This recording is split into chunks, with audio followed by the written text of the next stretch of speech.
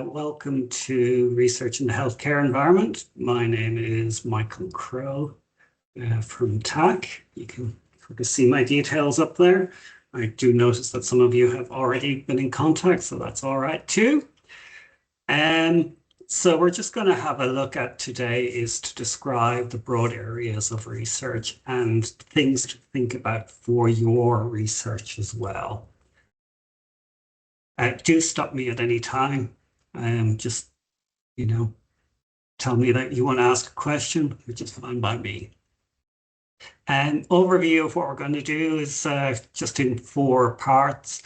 Thinking about your research, then research in the healthcare environment, and looking at, very briefly, qualitative, quantitative, and mixed methods research, and then looking at some information about primary and secondary data sources. So thinking about your research, rather than me telling you all about how to think, which I assume you already know how to do at this stage, I've invited along Kylie, Fischer, and then Glenwright to introduce themselves and to say some things about their research and how they decided on their research topics. So they've been warned that I'd start them early so that they could do other things if needed. So Ben, do you want to go first? Certainly, sure. So, so Ben Glenwright, I'm the ortho team lead up at Cairns on the acute orthopedics. I guess my research journey began back in 2018 out of essentially and for probably most of us, out of curiosity. So I came across a clinical trial on self-directed rehabilitation after a hip replacement. And I guess the question then came to me is, why not here? Why can't we do it where we are, which was something we weren't doing. So I guess that simple question started to open some doors and exploring how the evidence could be translated into our local practice. I'm a physio working orthopedics, see patients every day who could benefit from innovations already proven elsewhere. And that gap between the evidence and what was practiced, and that quite a wide gap, became my motivation, I guess, at the time. And I wanted to find ways to bridge that. At the time, I did not know what that involved. And that has, gone on to be, for me, an MPhil converting to a PhD project in that space. So by working in acute orthopedics, I guess, I'm focusing on that rehab after surgery, hips and knees are key. But I guess my real interest at the moment in research is that translational research and looking at implementation science. So it's not sort of coming up with something new. It's more looking at what's done elsewhere and why are we not doing it in our little part of the world when the evidence is so strong for things, and trying to make that mark in a regional sense, I guess. Some key, projects I'm happy to talk about would be we've done some translational work around, mainly in total hips, obviously, because that's my area, looking at short stay pathways for total hips. So we're getting an increase of our total hip population out day one.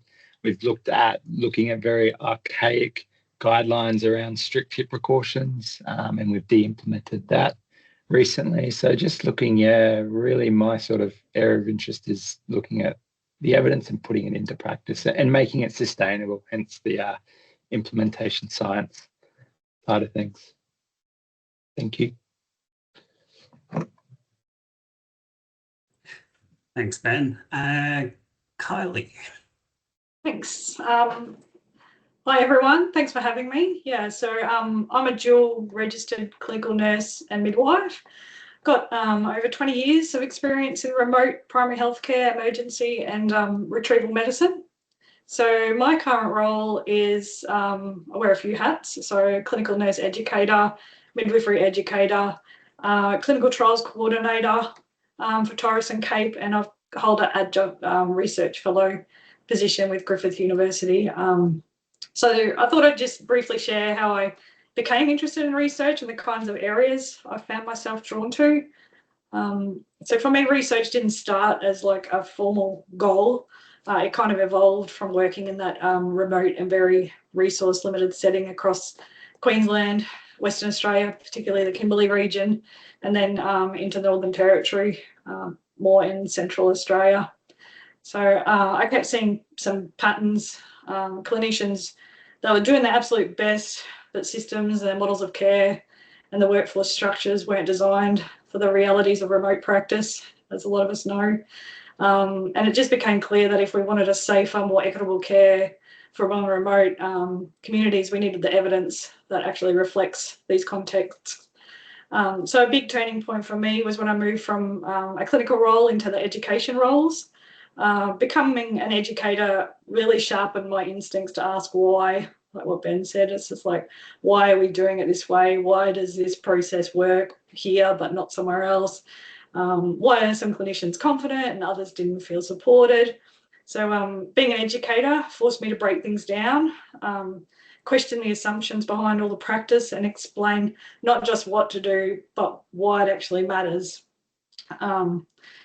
And when the answers weren't clear to me or they didn't fit the remote context, I found myself digging deeper, starting to review some evidence, doing some gap analysis, and often realising that the research just didn't exist yet in those spaces. So that curiosity and the responsibility I had to support clinicians is what pushed me a little bit into that research field.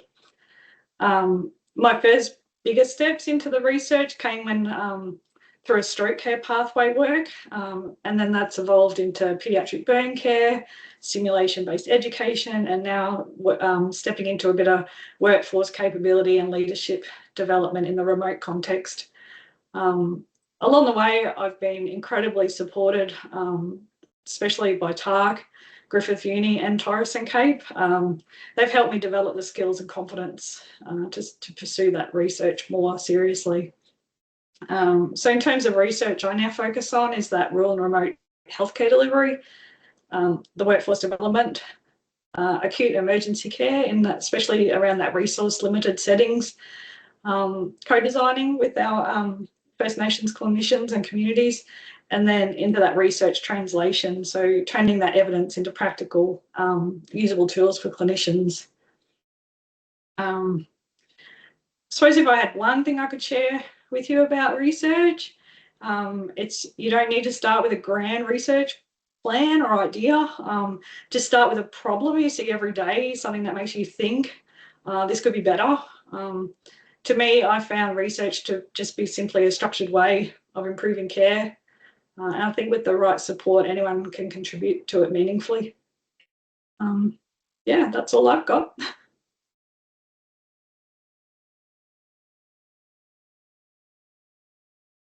Thank you very much, Kylie. Does anyone have any questions for Ben or for Kylie while they're hanging around here and you have them trapped? This is probably going to be a really stupid question, but what's a gap analysis? It was basically looking at the problem that I found and breaking it down into, like, is it systems, people, organisation, and just writing down a bit of a plan. There's lots and lots of tools online, different templates and that to use for gap analysis. Definitely done a lot in the education space, especially around remote education, because rather than me telling them what they want, you want to know what they want and what they need. That's a big thing. Yeah, because I guess my biggest question is, where do you start? You know, we see that there's needs improvements all the time, but, you know, even just doing a literature review can be quite daunting, which I think I've got hang of now. And then you mentioned the gap analysis. So I was like, oh, well, that's one I haven't heard before. Maybe I should be doing that. It's, to me, it was like, it was doing like interviews, surveys, and finding out like from on the ground people. So in one particular program that I have run, where it's transitioning registered nurses into a clinical nurse space, it was not just the participants in the program that I wanted to know. I wanted to know what the managers see and the people on the ground see as the gaps in education, the gaps in service, and how can I support that? Mm. So, Kylie, would it be a fancy way of saying you just try to figure out what was missing? What was missing? Yeah, the gaps. Mm. And then there's loads and loads of like really good tools online to help get started in gaps and gap analysis. Mm. Jared, you have a question?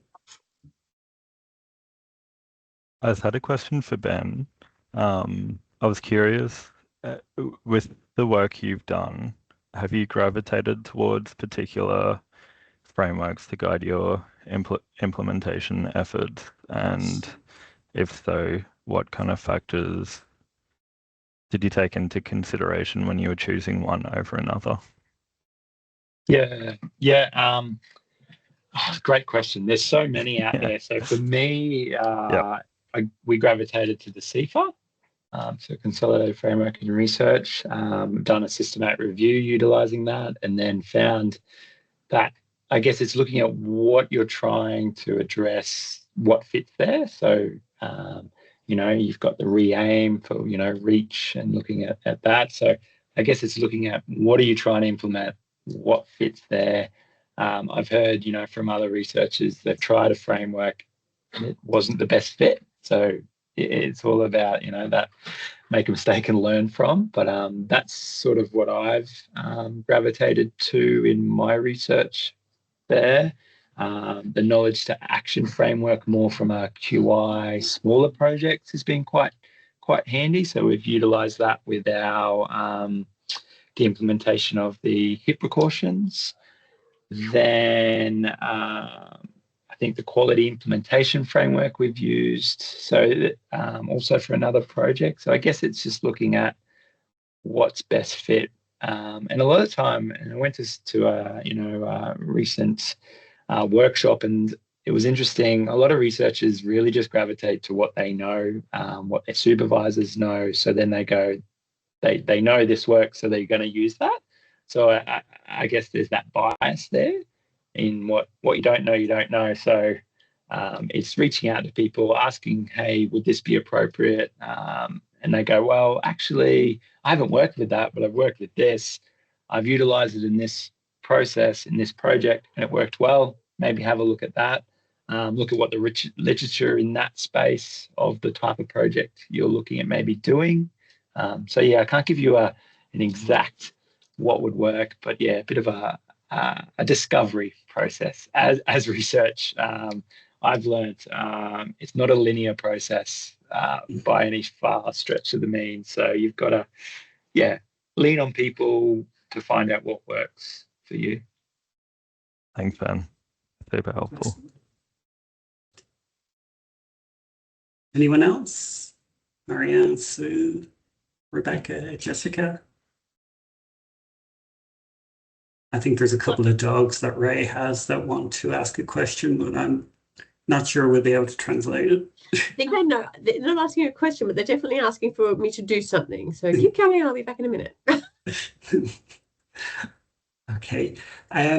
Thanks very much to Ben and Kylie. I'll just keep moving along because there's going to be plenty of room to ask questions as well, because I sort of stop the presentation regularly for some feedback as well. So I'll just start sharing again.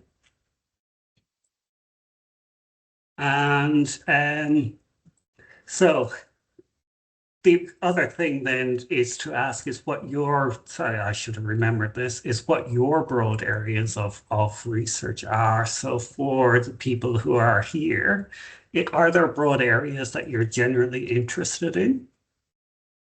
And if no one asks, I'm going to pick on someone I know. Yeah, I work for, I'm an MP in the emergency department at Townsville, but I also work for Retrieval Services Queensland. And that means that when there's no medical coverage overnight or in the day, they ring me. So I really want to do a project that proves our worth, as it were. We are supported by a consultant, but primarily we work by ourselves. So my ideas are all really vague. but I really want to see, and it's like I've had a little think about the PICO question, and I get stuck on my outcomes because we know we're delivering a great service that maybe provides care that they stay in the clinic so they don't have to be retrieved, or they don't have to be transferred, or they get to their place of care quicker, more effectively. Like, for example, last night I saw a chap that had a NOF out at Kilcoy. Now his receiving hospital is Caboolture, but they don't have an orthopaedic service. But the protocol is that he goes from Kilcoy to Caboolture to Redcliffe to Prince Charles. And I'm like, nah, it's not happening. So I managed to get hold of the ortho reg in Prince Charles. So he actually went from Kilcoy straight to Prince Charles. So we have all these kind of systems in place that aren't really working because that's the way that it is. But my whole thoughts is that I really want to do a project that shows how we are helping, but I don't know how to go about it. Excellent. Thanks, Emma. Do I need to start picking? Rebecca put in the chat that she's working in community drug and alcohol counselling service and has even vaguer ideas than Emma. But this is the area that she's passionate about. Sue, Marianne? No thoughts? Who wants to go first? Yeah, can you hear me? Can't Okay, hear you, so- Marianne. Marianne, you're on mute. Oh, I'll go No. first. Hi, I'm the midwifery educator. Currently, I'm at Mount Isa, but my substantive is Townsville. So I just find in the research space, there's quite a lot of gaps, especially with midwifery education across the board, really. So there's a lot about nursing, grad support programs and things like that, but there's nothing really specific to midwifery. But then I've also got Townsville Hospital are one of the first hospitals to bring out endorsed midwifery. So how is it going? Because I wrote the procedure for that. And it's now endorsed statewide, so it's now a Queensland policy. I want to see if that's made a difference to retention of staff, attracting staff, working to full scope, stuff like that. So I've got a few questions in my head that I'm kind of spitballing at the moment. Yeah, that's me. Thanks, Sue. Marianne? Can you hear me now? A little bit. You're just soft.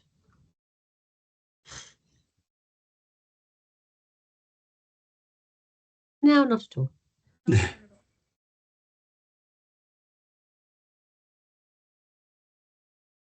Something wrong with the microphone. Yeah, must be. I'm sorry. We can hear it if we lean in and listen carefully. Very quiet. Is this better? Have I figured it out? No, but that's okay. Tell us what you want to do. Yeah, can you hear me? Yeah, enough. Okay, so what about I'm trying to, is that better? Yes, it is. Yeah, can you hear me clearly or do I need? It, Is it better now or not really? that's better, yes. All right. Now, I'm Marianne. I'm a midwife in Townsville, TAAHC, but I work as a nurse midwife researcher now. I've stepped away from clinical practice to work in such a role. Really interesting to hear, Emma. I was curious, are you a nurse? Are you from a nursing background? Yeah. And so we've got a professor of nursing and midwifery here at TAAHC in a conjoint position with JCU, and that's a resource for you coming from a nursing perspective, wanting to do something for RSQ, but with that nursing focused. And I really encourage you to reach out to her. And Sue and I are colleagues from Townsville. Are you still at Mount Isa? Maybe I'm not sure. Yeah. So my research interest is midwifery models of care. I've got a certain grant to do a specific project about midwifery models of care in northern Queensland. Thanks, Marianne. Jessica? Hi, my name's Jess. I'm a podiatrist here in Cairns. I work at the Diabetes Centre. Very fortunately, we got some funding a few years ago and we were able to implement a number of multidisciplinary services, some Aboriginal and Torres Strait Islander health workers, an inpatient team. And so I'm really, I guess, very vague around what we want to do, but really keen to see sort of our return on investment, so we can sort of show the health department that the work we are doing is working, and obviously keen to show some of those patient outcomes that we know we're achieving. Thanks, Jessica. And Jared. Thanks, Michael. Yeah, at the moment, my interest is mainly, or from a research perspective, is mainly in aged care. Late 2024, I reached out to a pair of researchers from Griffith and Monash and are currently underway in progressing a project aimed at externally validating a automated malnutrition screening tool that they developed across Queensland Health aged care population. At the same time, I am co-chairing a statewide working group for dietitians in aged care, and we're conducting almost like a statewide gap analysis at the moment to gauge where we sit in relation to the new quality indicators that have just been rolled out at the start of November. So I'm anticipating that potentially research projects might stem from the findings of that, these surveys and gap analysis. Cool. Thanks, Jared. So even with our small group here, there's quite a range of different topics and different sort of general areas people are interested in, which is good. And it's what research is. A lot of it comes down to just general interest, and I will go into that a little bit more. So before I go on with more of the presentation, does anyone have any other questions to ask? Or are you all happy to hear me chat for a while? All right, I'll chat for a while, and I'll just share again. Okay, so research in the healthcare environment, some of this is already actually been covered basically by a lot of what people have said, but I'll go through it anyway. There's sort of, you can divide healthcare research down into about 5 areas. It just depends on who you talk to. But one is the development and validation of therapies. Then there is changing professional practice and developing guidelines. The third one is wider implementation and dissemination of information and therapies to patients. The fourth then is outcomes and effectiveness in specific populations or contexts, which some people have already mentioned. And the fifth one is social, political, and economic impact. Looking at the first one, it's probably one that most people think about when they think about research, and this is, you know, new concepts, new drugs, new therapies that have never been tried before. But in this stage, really, most of the research, once the therapies have been developed, is into the safety and efficacy of those therapies. And so that usually is around clinical trials and very small samples, just to make sure, you know, when you have got your latest, best and greatest drug, you want to make sure that it actually works the way you want it to, and that it's not going to cause too many side effects or whatever with the people who are supposed to be getting it. So a lot of that research is actually done on healthy people just to check dosages and side effects. The second part then is changing professional practice and developing guidelines. And so this is when you take the new therapies and you start to get them in much broader populations. And it's really looking at the absolute effectiveness or comparative effectiveness of therapy. So does this therapy work in relation to other therapies? And it also starts around the writing of guidelines about how to implement these therapies, new drugs, new processes, whatever. So it's again, it's it very much it talks about it when you read the medical literature or the health literature. It talks an awful lot about it from a drug point of view. So with things like phase 2 and 3 trials, so which doesn't really help most people. Because the vast majority of researchers don't get involved in clinical trials at all. And stage 3 then is getting into more of the things that people have talked about here and what you're interested in. And that's implementing things that are new to the organization. It's those questions about why not here? Why is this being used in other places and we're not doing it?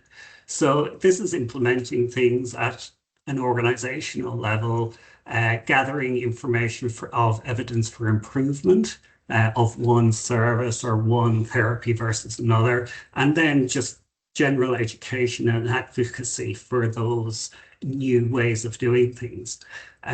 What you tend to look at here is pre-post implementation reviews. So you're looking at what happened before we did this and then what's happening now.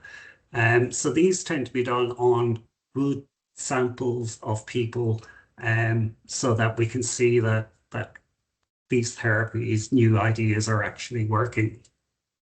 The fourth one then sort of even narrows that down more, that we know that things work in general, but do they work in specific environments or for specific subgroups of people? So that although we know a therapy or a drug might work for the population as a whole, does it work for my particular area, or does it work for a subset of people that as a group we look at a lot, but wouldn't necessarily be part of a larger research project? And things that can be done in here is things like examining the best evidence at a local level, audits and benchmarks, taking patient perspectives, values and preferences into account so that we can see what we're doing. And so this comes down even further into, again, what people have been saying here, like Kylie was saying about, yeah, things work, but how do they work here, or can they work in a specific small rural or remote area? The last one then is one that sort of doesn't get a lot of airtime, and that's because it's quite specialist in a way. Some of it is anyway. And that's the social and cultural norms for healthcare. So it's getting into more the ideas of how can healthcare be changed when it's been administered, and are we able to sorry, words have just gone. Are we reaching culturally and linguistically diverse patients? Are there any underserved or even unserved populations? So these become very much more social political questions.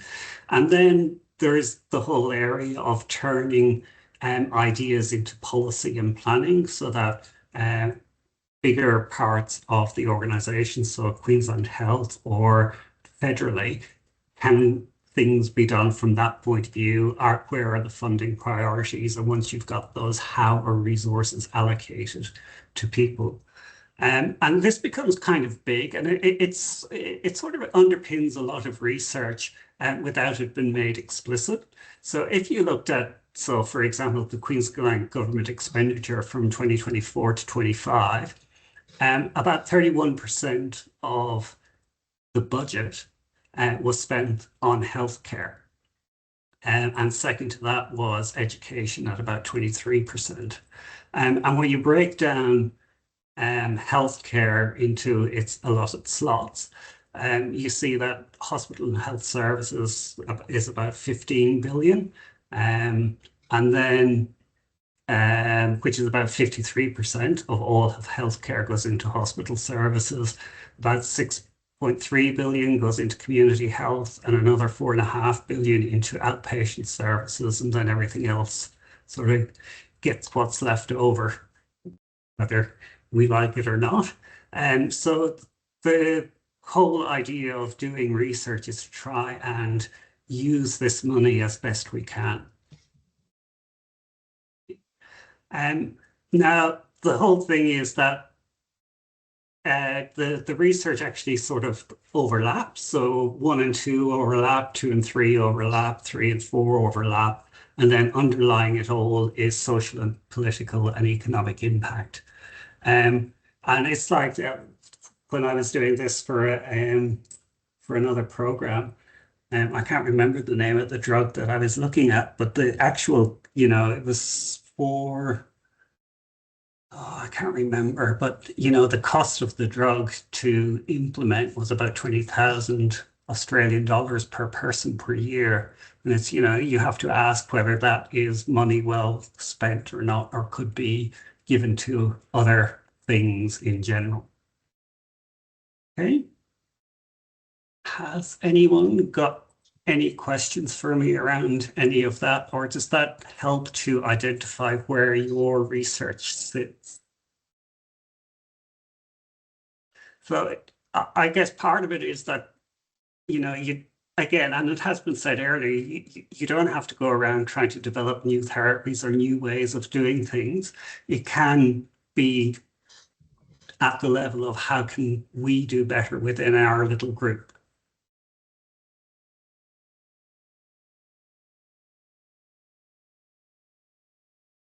Okay. Questions, comments? Too big a picture. Give me something real. Can I go back to Jessica for a minute? Yeah. Jessica, what were your ideas when you were talking about your research? I missed what your particular idea was. What was yours? Oh, I don't know what my specific idea is, but I guess generally... Stop. Yep. Don't start with something big. No, Start with something doable. Yep. Oh, Ben's nodding. He goes, hell yeah, Red, that's right. So, big idea. What do you reckon? What do you want? Well, I probably go down to our, we've got a service called the Diabetes Urgent Comprehensive Care, DUCS affectionately, and it's a multidisciplinary clinic. And the primary aim was to redirect patients from ED to our clinic. Probably doesn't work exactly like that anymore. But what we're finding is, so that what they do, which is different to what we've previously done, is they'll sit down with the whole MD team. So the patient is only there for less than an hour, and they don't have to... Where it came from was feedback from patients saying that they're continually repeating their story to different members of the team. So the primary aim is to obviously focus on that patient. They don't get, overwhelmed with education, but the team get to hear their story that once. And then from there, the team and the patient decide on, who's going to lead the follow-on reviews. And I guess, so very different to the medically led models that we tend to have in diabetes. So that's probably where I'm most keen to start. And I think that's really interesting, because I see that, Marianne, you're interested in models of care, right? Jessica, that's a model of care kind of thing. That's what you're interested in. Emma, you're really talking about patient flow and maximizing how that worked, and in a vague kind of way, that's about how you care for people too in that model. Sue, you were looking at a training pathway, right? So you were talking about a model of training, which kind of dovetails to where Kylie's actually working in that space. And Rebecca, you kind of perhaps touch on, Jared, your implementation, and definitely models of care, because you want to do that statewide kind of app it's not an app, is it? It's a statewide guideline kind of implementation of the new guidelines. So yours is about how do we change what we're currently doing, model of care. And Rebecca, if you're interested in community health, maybe it's how you provide model of care. What do you think, Rebecca? What's that look like for you?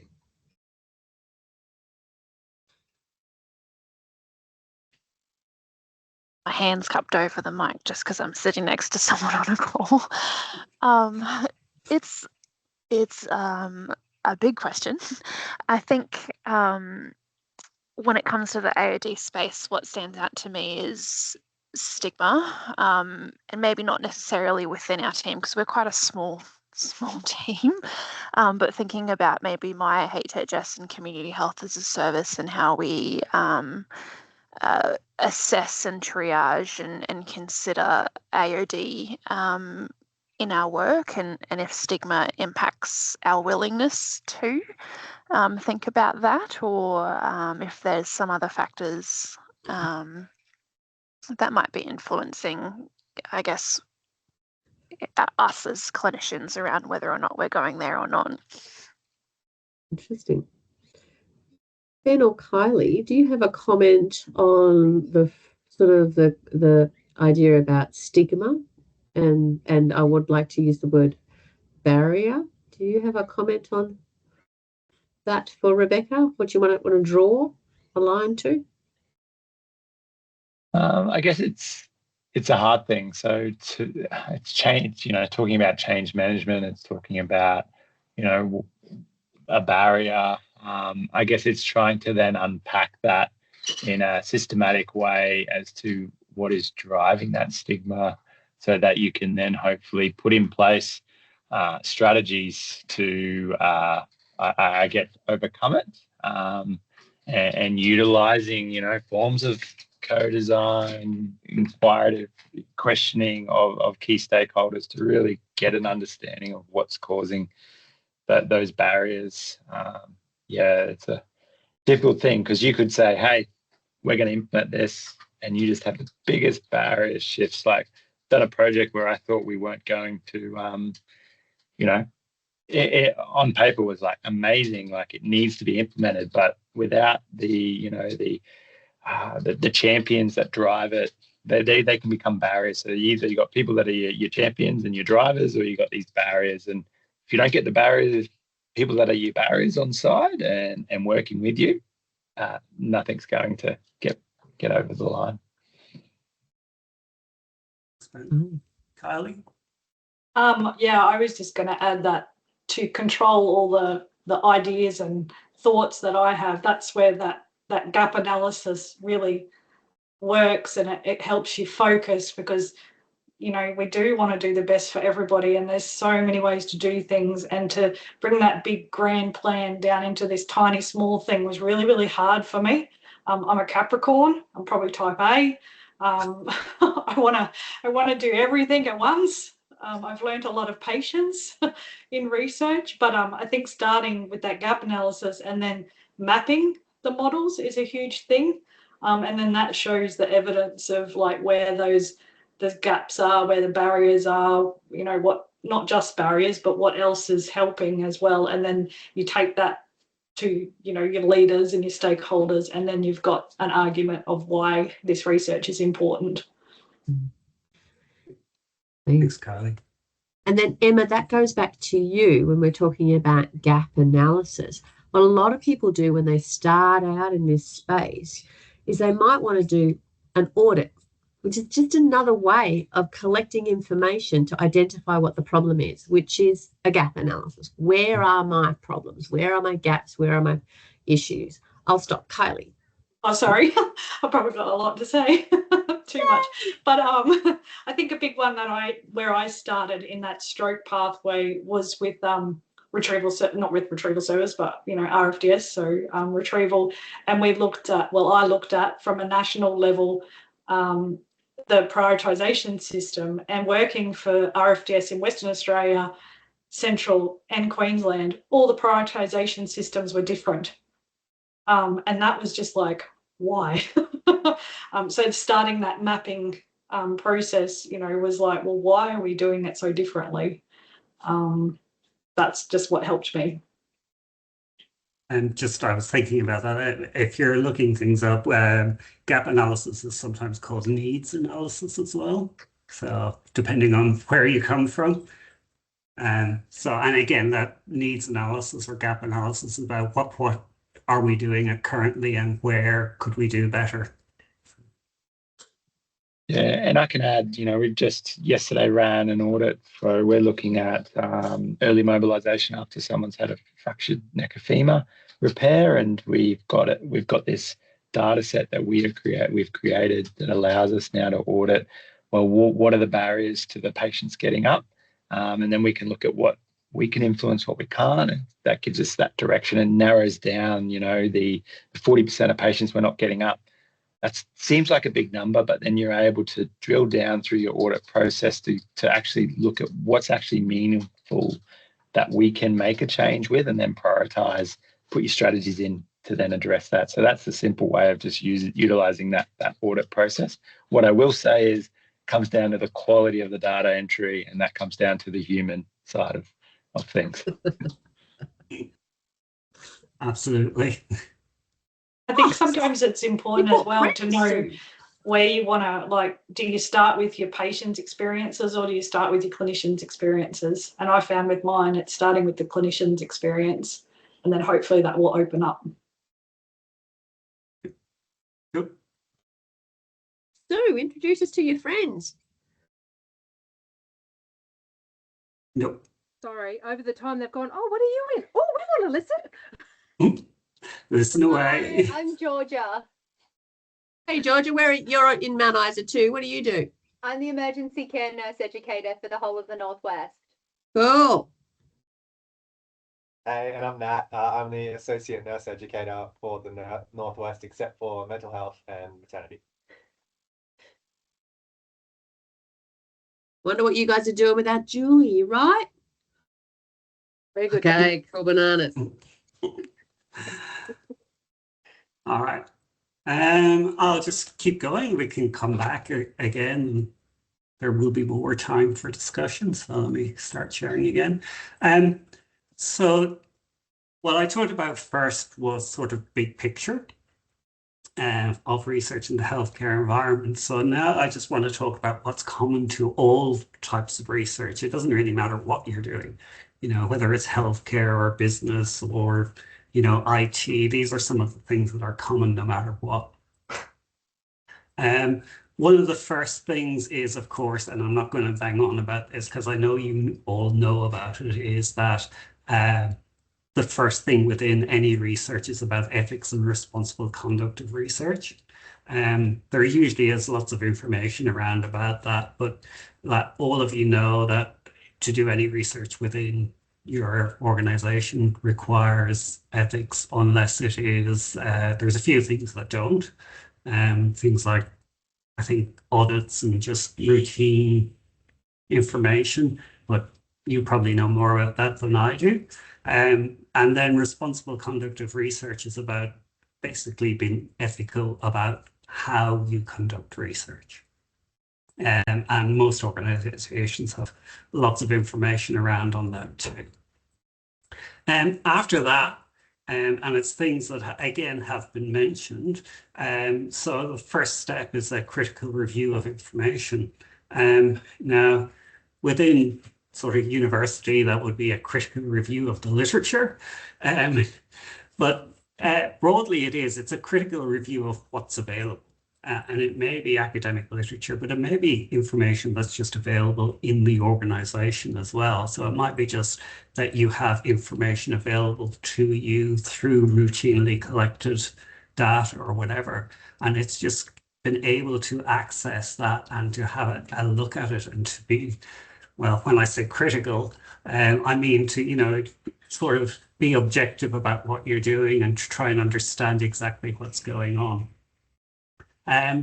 After that, the next step is usually developing your research question or identifying the actual problem that you want to look into. You then select a study design, which sounds simple enough. You make sampling decisions. If you're collecting data, one of the things that we often get asked about is sample size requirements for different pieces of information. And generally, once people ask that, they go away feeling shocked that the sample sizes tend to be very large and much larger than people expect. But that's not to say that those are usually ideal sample sizes, and you can still gather good information without reaching the required sample size. It really depends on the type of research that you're doing. After that, collecting data, which I'll talk about later, analyzing data, and obviously communicating the results. No point in doing all of the work if you're not telling people about it. You kind of have to start blowing your own trumpet at some stage and saying what a wonderful job you're doing. So you do have to communicate it. The thing about this is that we always talk about these things as if they're linear. One thing happens after the other, you know, it's all sort of nice and neat. The reality is a little bit more complex. The fact is that all of these things sort of happen all at the same time. And then it's messy, and it can be hard and it can be frustrating. But part of it is having some sort of a plan in place. And that's really what research methods is about. It's about having some sort of a plan so that you know what's involved. So if you find that it's messy, well, then congratulations. You've hit on exactly what everyone else knows as well, that it can be messy. And when you get a bit more experience, it's easier to sort of separate out the bits and to be a little bit more structured. But at the start, it is all a little bit messy and a bit hard to find your way. Okay, developing a research topic then is when people ask me, I always say, well, what are you interested in? And that's the main thing, that if you're going to do some research, you're going to be looking at some topic for an extended period of time, you know, whether it's weeks, months, or years. It's going to have to be something that will sustain you through that. So if you're doing things just because you think, you know, it might give you brownie points, and it's going to be a long time getting those brownie points. And you're better off starting off with something that you're interested in. Sometimes you figure that out for yourself, and sometimes it's actually, as I said, through your own experience. But sometimes it's that you talk to people and you realize that you've been thinking about something that other people have as well. So a bit of brainstorming, a bit of finding out what other people are thinking, a bit of seeing patterns or thinking you're seeing patterns in patients and how patients are, as Ben was saying about, you know, how getting people out of bed. I can't remember what exactly it was, but you know, you see those patterns of people not, you know, why is it taking so long for this to happen? So you see these patterns. So, or you see paradoxes. So you think that something should happen in a particular way, but it's not. And so you're thinking, well, why is that? So why is that paradox or seeming paradox there? So developing your research idea can come from lots and lots of places. You know, some of mine have just come from your reading things and you just go, well, what the hell is that all about? So, you know, it's just about being open to what ideas are there and asking other people about them as well, about what they've done, which is, again, why we're doing this. So when you're going from sort of your general topic into questions, sometimes we sort of have a question as it's basically the tip of the iceberg. And so what we need to do is to start digging down a bit and deciding, you know, how do I better define this? How do I find out more? And sometimes you just need to do that. It's just to find out more information. So, and usually it's through the sort of inverse pyramid that we talk about. It's that, yes, you have an interesting topic. It's to do a little bit of research. And again, that doesn't mean that you have to read the academic literature or whatever. It means doing research around, it can be simply talking to people. You know, it's about talking to people and getting to understand that topic a bit better so that you can come up with a really good question. And with doing this, with chipping away at it, you then narrow down your focus to a particular question. And one of the things that I always tell people as well is that it's better to do something small well than something big poorly.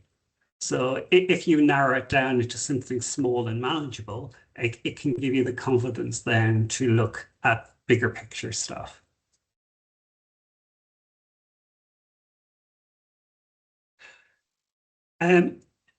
Some things that Ben mentioned as well is that, so when you get from your research question, the next bit is to start to get things a bit more concrete, because we start with some sort of vague ideas and we need to start to clarify concepts, to define exactly what we're talking about. And that's because words, as we all know, don't really have much meaning unless you describe exactly what they are. And it's about making your ideas and your assumptions explicit rather than implied. And that can be useful, again, coming from the literature and textbooks. Some people say to use dictionaries, and I usually say don't, because dictionary meanings can be very, very different to specific areas and their meaning. With, you know, everyone's got their jargon in their areas, so specific words can have different meanings to what they usually are. The next step then is to make these things concrete about how do I measure? How do I measure what I'm interested in, and how do I understand what's going on? So again, it's all about narrowing things down so that you've got the most concrete ideas that you have possible. One of the cartoons that I like best is this, because I've been a statistician.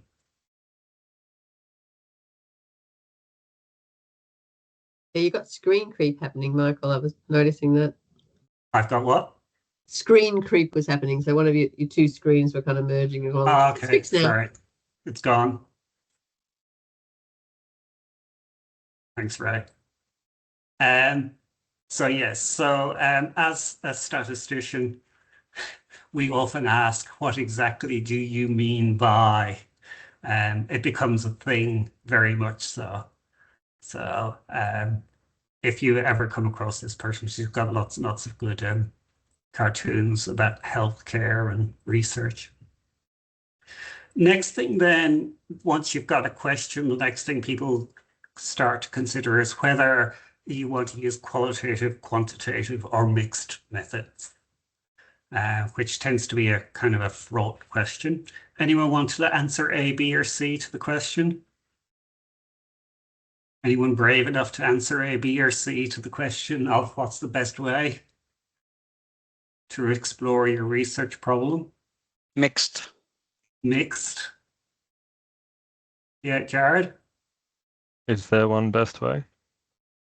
That's a good answer. Yeah, so I was actually, yeah, I'll just say that that's my answer to the question. Look, I know I am a statistics person, but actually my background is in both qual and quantitative research. I've just sort of merged into the more quantitative things over time.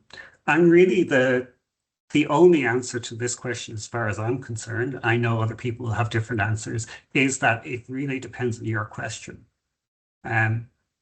If your question is about understanding professionals or understanding patients, then speaking to them tends to be one of the better ways, at least to start with. And then after that, you can think about, well, can I quantify this more?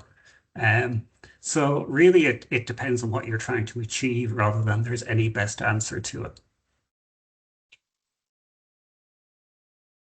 The next one that's come up as well has been data. Do you use primary or secondary data?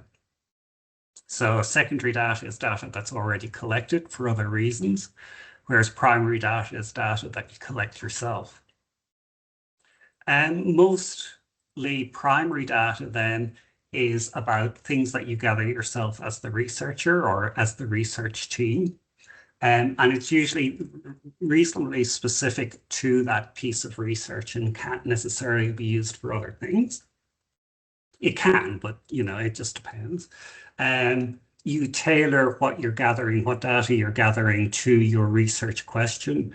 It's prospective in nature. In other words, you're gathering it as you go along. So as a result of that, it does take longer to collect because you're gathering it as you go along. So you have to have the population to gather the data from, and then you need to tidy and clean up the data so that you can analyze it. Okay. Secondary information then, or secondary data, is usually gathered by someone else or for some other reason. So it's not necessarily collected for what you're particularly interested in. And as a result of that, because it's not specific to your research, it can be really, really messy. But, and it's not tailored to your question. So you sort of have to troll through it to figure out what exactly you want. It can take a shorter time to collect, but then you spend lots and lots of time just tidying and cleaning it up and getting the data into a way that is suitable for you. Whether you go down collecting primary or gathering secondary data, the two big questions are always, why am I collecting the data and how will I analyze it in the end? For the simple reason that you kind of have to have a reasonable, I'm not going to say a perfect or a good, but a reasonable expectation of how you're going to deal with the data and what data you'll need overall. Because you want to collect the data, enough data and the proper type of data as you're going along. And because when you get to the end of your project, you don't want to think, oh my God, I've left something out that I really need to collect. So you do have to sort of balance up why you're collecting the data and how much you can collect with how you're going to analyze it and what you need at the end.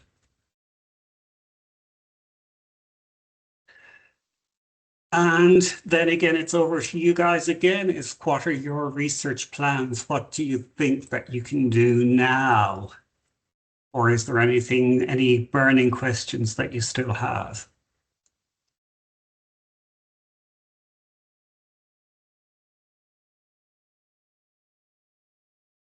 No. Georgia and Matt, are you still with Sue?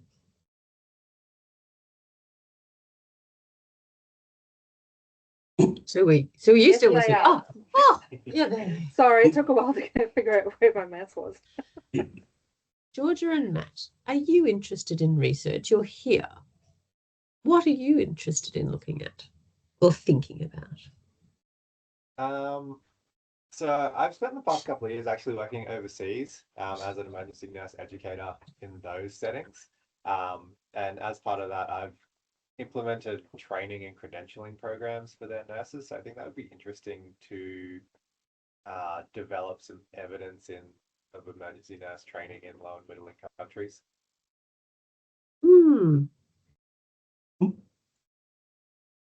Mine is surrounding nurse educator burnout and how it's unexplored. Or there was two avenues. So there was one about nurse educator burnout in general and nurse educator ratios and the definition of what a nurse educator actually is. Because if you ask anybody to define the nurse education role, whether or not it's in midwifery or nursing, nobody can really give you clear-cut answers. And even ASIM and like all of the colleges of critical care nursing and everything you look into don't really have a clear defined nurse educator portfolio name, I guess, or description. So that was something that interested me in looking into that. And then again, triaging in rural remote areas was very specific to ED. So there was a couple of things that I've been pulling around and thinking about.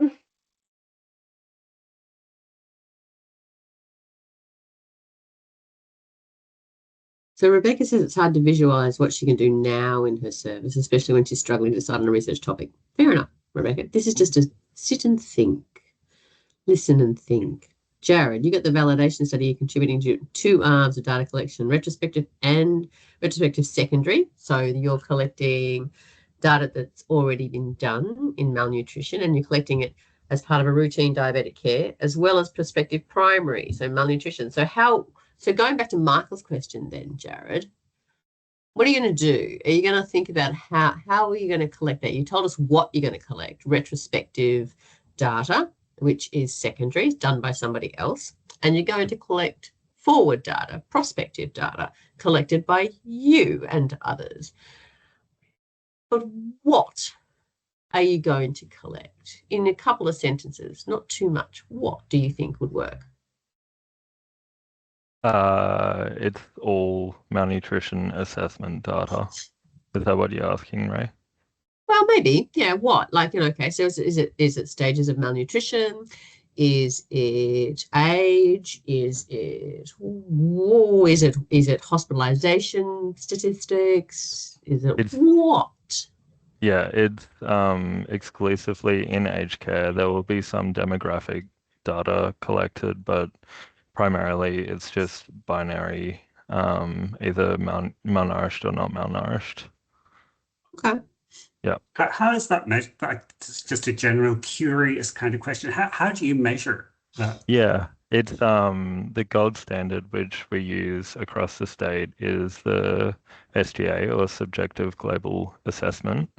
That's the assessment we use to gauge whether someone's malnourished or not. And the purpose of that is to then compare the results of the screening tool as the gold standard comparator. Where validating it against. Ooh, you're doing a diagnostic kind of study. Interesting. Is malnutrition on a scale? Yes. And then and then you're going to cut it to binary, are you? Yeah. I mean, the reason we scale it is more so just for our own purposes to guide care. But for all other intents and purposes, it's just binary, including like coding purposes. It's just either someone's malnourished or not. What do you think, Michael, about? Yeah, generally as statisticians, we like to see things a little bit more fine-grained than yes/no answers. So we like to see the levels, because if you gather the levels, it's easy to recode that into a yes/no. Whereas if you get a yes/no answer, it's really, really hard to go backwards into, well, what are the actual levels leading up to that yes/no answer? So. Yeah, unfortunately, I don't have too much sway in terms of the research design. It's primarily managed by the researchers who developed the tool we're aiming to validate. Yeah. Yeah. And gaining ethics approval was quite drawn out. So they've kind of landed on their protocol to, both optimize our time and resources while still being able to facilitate the study. Yeah, that's all right. But gee, it's going to hurt Michael if you come to him asking for some stats. Oh yeah. Oh no, I'll deal with binary data, but you'll always hear from me. So, did you collect anything else besides that? Yeah. One of the issues is that I have come across a lot is that not necessarily all healthcare professionals, but there are some that remain nameless that like yes/no answers the whole time. And the real situation is that there are very, very few times that there are yes/no answers. There's always shades of gray in the middle there somewhere. So. Yeah, we like to see the shades of grey. Thank you, Michael. That's okay. Sometimes you even have the shades of grey and they don't make any difference in the end, but unless you have them, you never know. Yeah. Marianne, what kind of data are you collecting in your CERTA models of care for midwifery grant? Oh, we're coming in closer. We can't hear you, Marianne. No, not at all.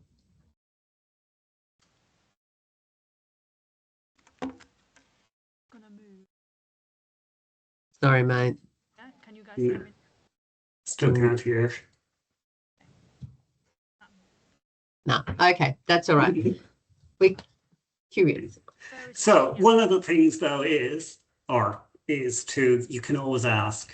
It's always a good idea to ask around about, your friendly statistician, for example, that you might now know, you could always ask them about what sort of data you should be collecting or in what formats that might be a good idea for later analysis. If you're collecting statistical data, if you're collecting more qualitative data, then friendly Ray is probably a better person to ask than me. Once upon a time, I can still answer it, but I did a lot more quant than I ever did qual. Cool, no worries. I can work it. We can help. Because right. Georgia, you'd be collecting some qualitative information. That's all right, Marianne. I'm sorry. Georgia, you'd be collecting, if you wanted to look at burnout, numbers aren't going to help you much, are they? Right? You're going to be wanting to know from the educators, how are they feeling? What are their perspectives?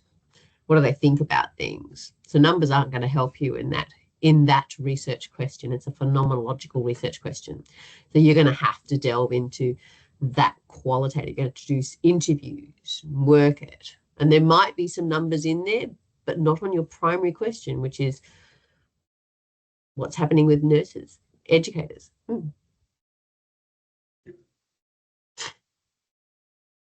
Yeah, definitely. I think it's a lot about the emotional aspect of nursing, because we do a lot of research regarding nurses and nurse burnout in general, but surrounding education and the fights that they have to do to get funding, to get recognised. And that's why I was looking into it on that two facets. So it'll probably be a two-phase qualitative data aspect of it, because the first one would be why is nurse educator burnout so high? And then the second part of it would potentially be, or the opposite. It might be why, what is the nurse educator role definition? And then why is nurse educator role, or why is nurse educator burnout a thing?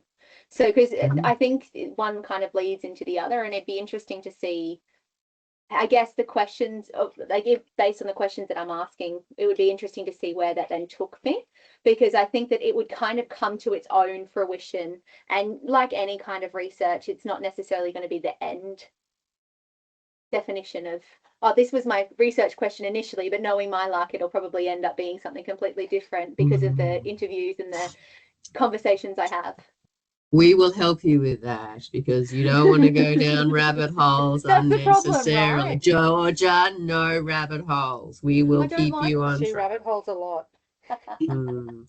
Now, I'm just interested, because I kind of want to protect Kylie here, but I do want her to kind of respond a little bit. But at the moment, Kylie's doing 3 jobs. She's currently writing a grant for some funding. So if we're talking about burnout, I'm a little bit concerned that Kylie might disclose way too much right now. But Kylie, would you, as a nurse educator, would you like to just mention something, have ideas for Georgia? I think as an educator, they don't want to put us in a box, because then they'll have to stick to the job. Politics. Oh, my God.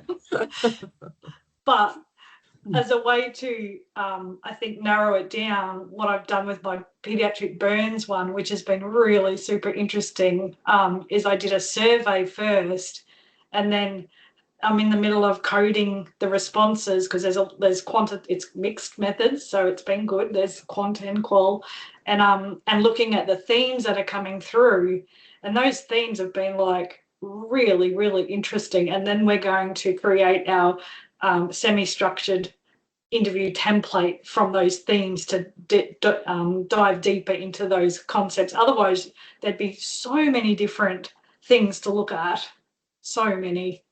I think you won't get anyone to define what an educator role is. Ever. I've been doing it 10 years and I'm still trying to figure it out. And I think you're 100%.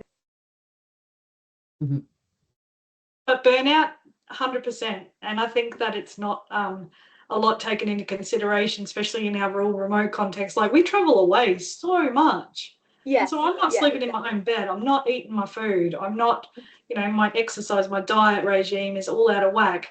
Yes, we get TA for it, but, it's a huge contributor to burnout, which gets overlooked, I think. I agree. we were discussing it the other day. I've been in Mount Isa since February, and out of the 10 months I've been here, I've spent the equivalent of 2 months in Mount Isa. The rest I've been out in my remote facilities, because there's 10 remote facilities within Isa, or Northwest. So it's, but nobody could, when I walked into the role, it was vacant for just under 2 years, and no one could tell me what I needed to do. They said, you'll figure it out. And when I went to the statewide emergency nurses conference, we actually had a really good discussion on nurse educator burnout and how to recognise it and how ill-defined our roles were. So that's kind of what sparked my interest in this topic. And I think you'll find if you looked at metro versus rural remote as well, it'd be very different, because the metros do sort of slot into a box, but the rural remote, we don't. And any problem that comes across a health service, obviously the educators have to fix it. Yeah, and like yesterday, not now, like yesterday. Yeah. Very knee-jerk reaction, and you know, the educator must now educate on this specific thing. You know, it's our problem now. No offense, Kylie, I get that in tertiary as well. Yeah. But when it comes from, I've come from tertiary to remote, and I'm going to go back to tertiary. I actually came here because I thought I was burnt out and I just needed a bit of a break. I thought 27 staff versus 200 seemed like a really good idea at the time, but it's just different stress. So yeah, it's interesting. It's all right, guys. In a previous life, I was a psychologist. We can deal with this. It's all good. It's fine. I'd be dangerous now. Just to interrupt as well. Sorry, Emma, you had a question earlier I've just seen about who makes that decision, but I don't know what it's about. Oh, sorry, no, it was just in regards to Jared's study. Okay. It's just who decides if they're malnourished or not, who scores the scoring chart, and is it very subjective or not? So, you know, if dietitian could come along and tick all the boxes and say, yep, they're malnourished, I could come along and go, nah, they're fine. So I was just wondering who makes that decision. The dietitian does, and the name of the tool is the Subjective Global Assessment. So there is a heavily subjective component to it. Yep. Thank you. I'm just going to put up the plug, because there's a mandatory plug, as always, for TAAHC, that we do supply training, consultations, support, and coaching. So if you are interested in research, I know some of you have been involved with TAAHC before and have asked questions, which is great. But if you are and you do have questions, do ask us. That's what we're here for. And we do like hearing from you and what you are interested in doing and helping you out with some of your questions.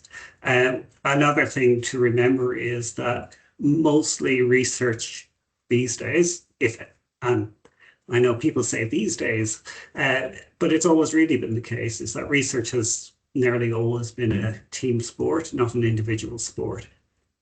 Even though we always hear from, years ago that, whoever great person did all their research all by themselves, they actually never did. They had a team of people behind them as well. So if you are considering research, consider, God, it must be getting late in the afternoon, consider involving other people with it, because it does make it easier by being able to bounce ideas off people and just helping each other out in general. So that is the TAAHC one. And then the last slide, you'll be glad to know, is that you can, and I have spelled TAAHC wrong. You see, no one picked that up for me. So the TAAHC website has 2 A's in it. It's taahc.org.au, and you can find out lots and lots of information there. And that's Ray's email address, which some of you would know, and my email address as well, if you're interested. And just the final plug, because, you know, it's always a good idea to make sure that everyone knows. Yes, TAAHC is sponsored by or has partnerships, I don't know what's the best words to say, with the various hospital and health services north of the equator, basically. And a couple of other organizations as well, including the government. It's always good to get government money. So, in here is Irish. We're not north of the equator. sorry? We're not north of the equator. You're Oh, Irish. You're Irish, mate. You're going up. Oh, sorry, dance. Yeah, north of the tropic is what I meant. That's right. The tropical. Look, guys, we're here to whatever. help you. Everything we do is free. It doesn't cost you a cent. We can have grants similar to CERTA. We can help you with your protocols. Michael's new course starting in late Jan, early Feb is in this exact topic, research in the healthcare environment. We're going to take you from a research idea. You'll need to be more formed than today. Some of you, not all of you. And we're going to work with you for about 10 months to get it done, right? So everything we do, we're happy to help. Your organisations already are partners with TAAHC. So I've worked with a lot of you before. Keep on going.